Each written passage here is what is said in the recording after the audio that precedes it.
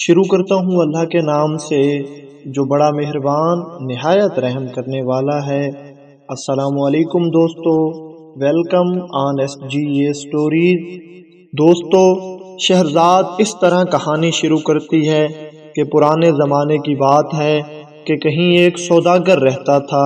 وہ بہت ہی نیک اور ایماندار سوداگر تھا۔ وہ دوسرے علاقوں میں جا کے تجارت کرتا اور وہاں سے منافع اکٹھا کر کے اپنے شہر لے آتا تھا۔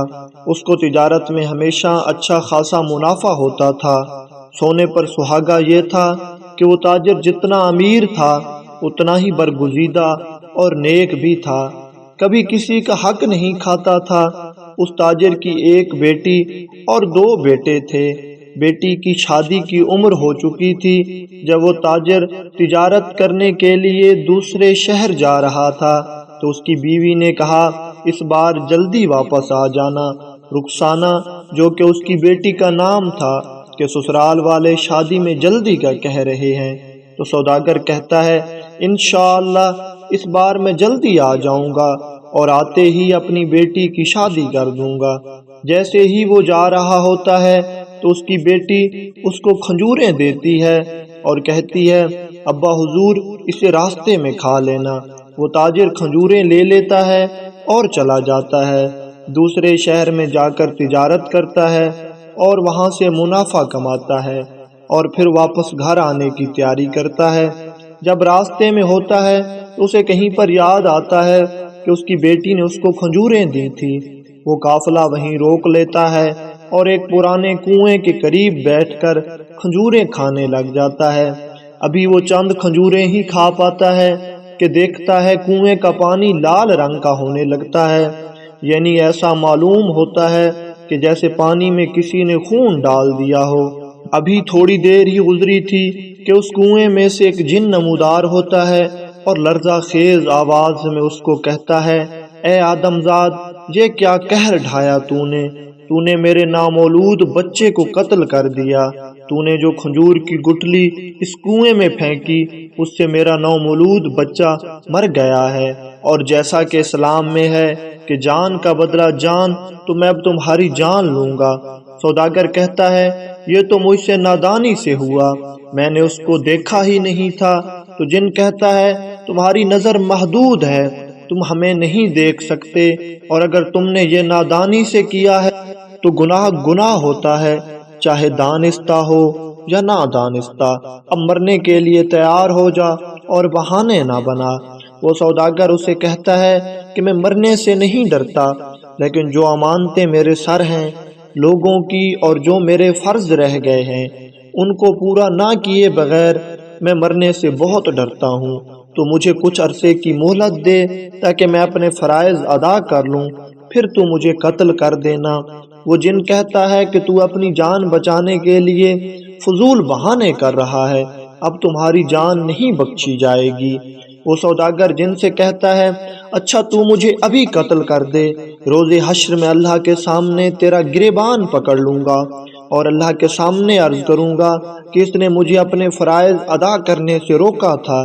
جب جن حشر کے دن کا نام سنتا ہے تو ڈر جاتا ہے اور کہتا ہے، اگر میں تمہیں 40 دن کی مہلت دے دوں تو کیا تم 40 دن کے بعد دوبارہ اس جگہ پر آؤ گے؟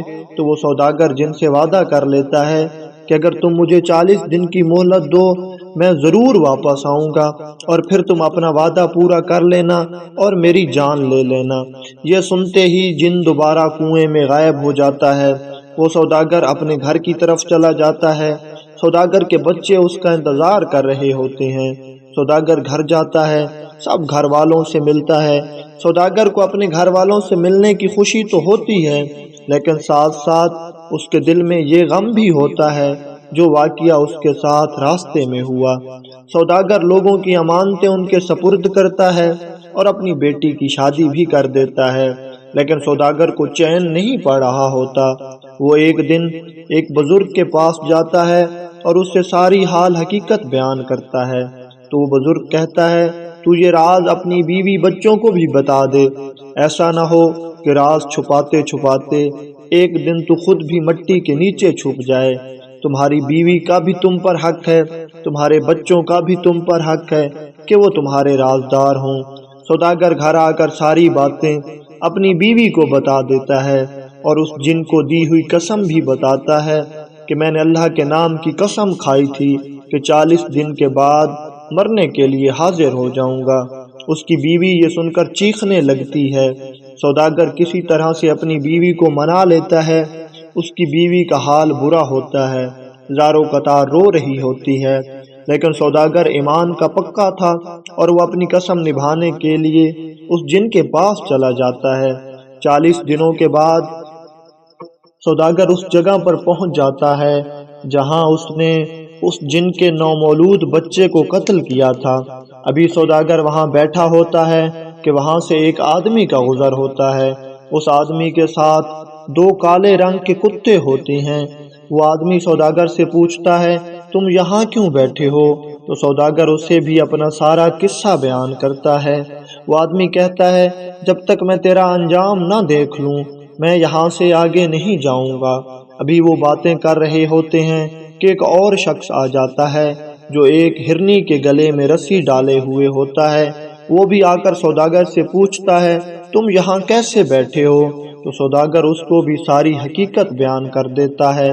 تو وہ بھی کہتا ہے جب تک میں تمہارا حال نہ جان لوں تب تک میں بھی آگے نہ بڑھوں گا۔ ابھی کچھ دیر ہی گزرتی ہے کہ تیسرا شخص جو کہ ایک خچری کے گلے میں ایک رسی ڈالے ہوئے تھا وہاں سے گزرا، اور اس نے جب ان لوگوں کو دیکھا کہ لوگ ایک جگہ پر جمع ہیں تو وہ اس جگہ پر گیا اور پوچھنے لگا کہ کیا ماجرا ہے، تم یہاں پر کیوں بیٹھے ہو؟ تو لوگوں نے اسے بھی بتایا کہ اس طرح سے واقعہ ہوا ہے۔ تو وہ کہنے لگا میں بھی اب اس کا حال جان کر ہی اپنے سفر کو آگے جاؤں گا۔ ابھی تھوڑی دیر ہی گزری تھی کہ اس کنویں سے وہ جن نمودار ہوا۔ اس نے آتے ہی کہا آ گئے آدم زاد اپنی قسم نبھانے، میں اب تمہیں قتل کر کے اپنے بچے کی جان کا بدلہ لوں گا۔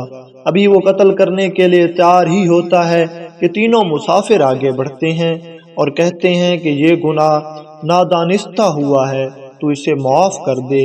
تو جن کہتا ہے نہیں میں اسے معاف نہیں کروں گا، میرا قصہ نہایت عجیب ہے، اگر آپ کے ساتھ ایسا ہوا ہوتا تو آپ بھی معاف نہ کرتے۔ وہ تینوں کہتے اگر ہم اپنے ساتھ گزرے ہوئے آپ کو قصے سنائیں جو اس سے بھی عجیب و غریب ہیں تو کیا آپ اس سوداگر کا گناہ معاف کر دیں گے؟ تو جن کہتا ہے ٹھیک ہے، اگر تمہارا قصہ اس سے بھی زیادہ عجیب ہوا تو میں ہر ایک عجیب قصے پر سوداگر کا 1/3 گناہ معاف کر دوں گا، اور اگر تینوں کے قصے میرے قصے سے زیادہ عجیب ہوئے تو میں سوداگر کا پورا گناہ معاف کر دوں گا۔ پہلا مسافر جو 2 کالے کتوں کے گلے میں رسی ڈالے ہوئے تھا وہ آگے بڑھا اور کہنے لگا یہ گناہ کی طرح نظر آنے والے 2 کالے کتے میرے 2 بھائی ہیں۔ جن یہ سن کر بہت حیران ہوا کہ کتے بھائی کیسے ہوئے۔